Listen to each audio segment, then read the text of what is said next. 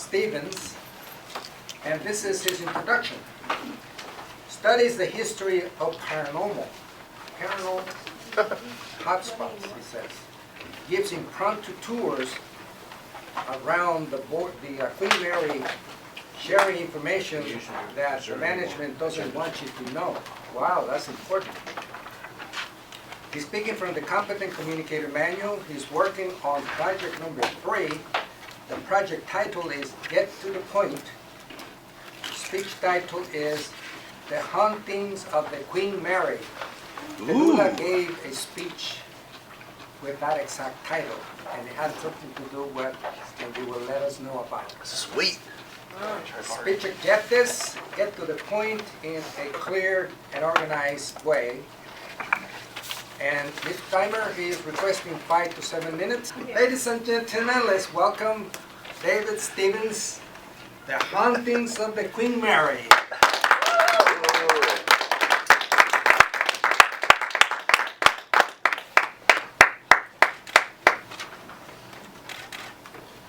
October 1942. The RMS Queen Mary is carrying over 10,000 soldiers from the United States to Great Britain. Attached to the Queen Mary is its escort ship, the HMS Curacao.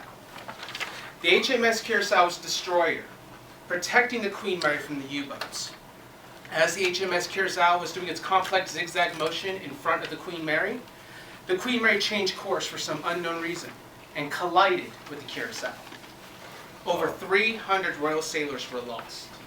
The Queen Mary was told not to stop for any reason whatsoever by direct order of Winston Churchill himself. Good evening, fellow Toastmasters. My name is David, and I'm here to share with you some of the hauntings aboard the Queen Mary. Tonight, I'm going to share with you 2, maybe 3 stories, time pending, about some of the key hauntings aboard the ship. First, I'm going to talk about the hauntings from the HMS Curacao, and then I'm going to share with you the hauntings about B-340. And then I'll share some other hot spots aboard the ship. So I just shared the story of the collision of the HMS Curacao. So how does that translate to spirits aboard the ship? When the Queen Mary was docked in 1962 here in Long Beach, California, travelers and guests could all walk anywhere aboard the ship, including down at the very bottom in the hold, all the way at the bow, which was the scene of the accident. As guests would walk down there, they would actually be brought over with feelings of remorse, feelings of pain, feelings of anxiety. Many of them would actually ascend back up to the surface in tears, unsure of what they experienced.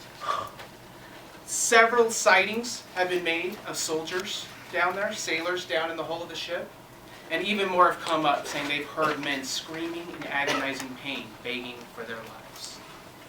It has become such a volatile area of hauntings, the Queen Mary no longer allows access to both guests and crew members down to the hull of the ship. However, there is one other location that has quite of a sinister story, and that location is B-340.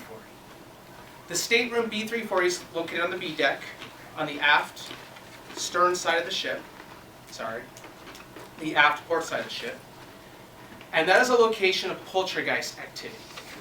Now this room is accessible if you have permission from the captain of the ship or you're on a select tour. Now what makes this room so significant is in the 1950s there was a couple traveling across the Atlantic when it was a cruise liner. And the gentleman, he claimed the voices in his head told him to kill his wife and dismember her body. That took place in that room. Now the unfortunate history with this room is as people would stay in there, poltergeist activity would take over. They would get burned by scalding hot water in the showers, blankets would be torn off, their luggage would be thrown across the room. Wow. So much activity has happened in that room that it's actually under 4 separate locks, and you have to be escorted if you were ever to enter that room. Interestingly, if you were to look into that room, you would notice that it's an unfinished floor. There's no carpet, no tile, no anything on the floor.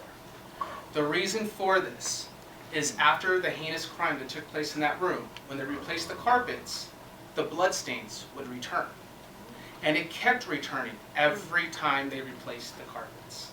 So to this day, they will not put any carpet in that room out of fear that the bloodstains will return once again. Continuing on, not everything on that ship is sadness or sorrow or scary or poltergeisty. I know that's a made-up word. There are actually quite a few shy spirits and even friendly spirits aboard that ship. If you go down to the engine room in the engine compartment, there's an 18-year-old firefighter by the name of John Petter. He was 18 years old, as I stated, when he took his first voyage on the Queen Mary as a firefighter down in the engine room. They were doing a watertight door test to check to see, make sure that everything was functioning properly. When the captain called down to see if everything did function properly, he did not respond. Another crew member went down to find out what was going on, and they found his lifeless body laying across the threshold of watertight door number 13. It's unsure on how that happened or why that happened. Some say he was running through the doors trying to race them, playing a game of chicken. Others say he was walking through as they were closing and he dropped a wrench and he reached back to grab it. Neither here nor there, his spirit still hangs out down in the engine room where his body was found. But he's a little bit of a jokester. He typically likes women. Many reports come from women as they would ascend up the second escalator to get back to the surface level. Many women say they feel their hair being played with. It's like somebody's just running their fingers through the curls of their hair. Several other people will claim as they hold on to the escalator, they would feel a hand reach on top of their hand. And there had even been a few sightings of him. Going up the second escalator, he would turn around, you would see a gentleman in a maintenance uniform step off to the side to let him go by, and he would vanish. Staying down in the bowels of the ship, if you go to the boiler rooms, there is actually a child spirit that hangs out in there, and she's simply known as the girl in the blue bonnet. Nobody quite understands why she's down there, what she's doing down there, but almost on a daily basis, Queen Mary's security is called down to the boiler rooms because a concerned guest sees a child walking around without a parent. It's to the point that security, they keep sending the same guy down there. Yep, it's just her, and they just walk back. They typically don't even investigate these calls anymore because it happens so frequently. Finally, keeping with the children, if you go to the pool area, the first class swimming pool, there is a child in there named Jackie. Jackie is roughly 9 to 10 years old, and she's very shy. There are a few people that have actually made it a point, thank you, have finally made it a point to, okay. So there are a few people that have actually made it a point to reach out to Jackie, and she will actually sometimes respond back. If you say good morning or good evening to her, many a times she will actually respond back to you. Well, with that, my fellow Toastmasters, I shared with you the history of the Queen Mary a few weeks ago, its World War II impact, and then today I'm sharing with you some of the darker history of the spirits. I can go on for hours and hours and hours about all the spirits that have impacted me in my life. What I implore you to do is take time over summer, visit the ship, learn about the ship's history, learn about the World War II history, and then take a chance to learn about some of these spirits. Because you never know. One of them might actually tell you their story firsthand. Thank you.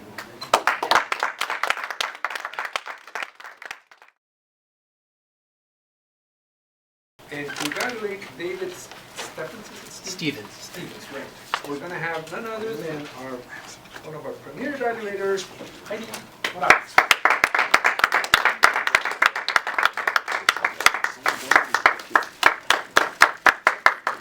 My pleasure to be evaluating David's speech. The speech title is The Hunting of the Queen Mary. The main purpose of the speech is to get to the point. I really enjoyed your speech. It was really informative. You had a really good organization.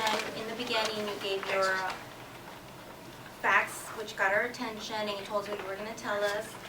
So I think you're a confident speaker, so it's kind of hard to evaluate someone at your level, which is pretty high. Already you're a good speaker. However, some of the things that I would improve on is your gestures were great. I enjoyed your speech so much because it even gave me chills at times when you talked about your examples. They were so vivid. How you said the hair, they felt the hair. I can almost feel somebody touching the back of my hair. Also, when you said about somebody grabbing the hand, you know, those were great examples. So your examples here were good, but since I was sitting in the front, I noticed your nervous gesture, which you would go like this. So that was kind of distracting me, and you did it often throughout the speech. So that was a little something we could improve on. Another thing that I would feel you could also improve on is when you made a mistake, like in B, you said B deck. You know, we don't know about the boat, and you said sorry, but you could have just kept going, flowing a little easier, smoother, and that would have prevented us getting again distracted from your speech and your purpose of your speech, which is to get us all scared. Which it did. Now, you know, when you go to the Queen Mary, you hear about the haunting stories, but your stories were so vivid that it really put fear in my heart to want to go there. Other good things about your speech is you really developed the story. These stories were developed really well. You were confident about your information. You seemed really to know your information. You didn't use any notes. Another thing I would suggest is you do have this, you know, this is like your go-to gesture. You know, as you progress with your speeches, you will flow a little. Your gestures will flow as well as your speaking. You speak very clearly, but on demand. You know, and this was kind of a scary gesture. So I thought your voice was really clear. Good clear voice, but just to amplify your speech for the future, a lot of high and lows. Maybe when you're scared, you talk low, or when you're whispering a little lower. But overall, I loved your speech. I thought it was really well written, really informed. You didn't use any notes. The only things again that I would improve on is the foot gesture, and again when you make a mistake, just flow with it, just go with it.